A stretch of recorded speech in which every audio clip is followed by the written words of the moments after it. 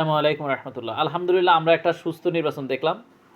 তো এখন আসলে আমাদের হচ্ছে কি আমাদের মানিয়ে নেওয়ার মানসিকতা তৈরি করতে হবে। যেহেতু আল্লাহ ক্ষমতা দেওয়ার মালিক হচ্ছে আল্লাহ। ক্ষমতা যেহেতু তারা পেয়ে গেছে, এবার যেভাবে হোক বিএনপি যেহেতু ক্ষমতাটা পেয়ে গেছে, এখন বিএনপির উচিত হবে এই ক্ষমতাকে কিভাবে সে প্রপার ইউটিলাইজ করা। যদি সে প্রপার ইউটিলাইজ করা শিখতে পারে, কারণ এই দেশের মানুষ প্রতিবাদ করা শিখে গেছে। এটা বিএনপি জানে।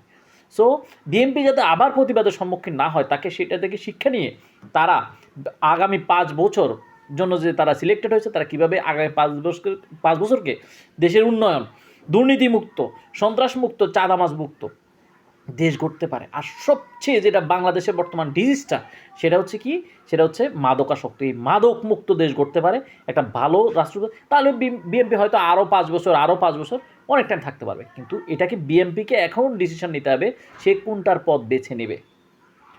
এটা আমাদের বোঝা উচিত। আসলে আমাদের হচ্ছে আমাদের দেশটা আমরা অনেক পিছনে গিয়েছি, আমরা অনেক কিছু হারিয়েছি। এখন আমাদেরকে সেখান থেকে উত্তরণ করতে হবে। সো বিএনপির উচিত এইটা নিয়ে পজিটিভ থিঙ্কিং করা, পজিটিভভাবে তাদের বসা, এবং দেশকে সন্ত্রাস, দুর্নীতি, চাঁদাবাজ মুক্ত এবং কীভাবে মাদক মুক্ত দেশ গড়া যায় সেটা নিয়ে কাজ করা। ওকে, আসসালামু আলাইকুম।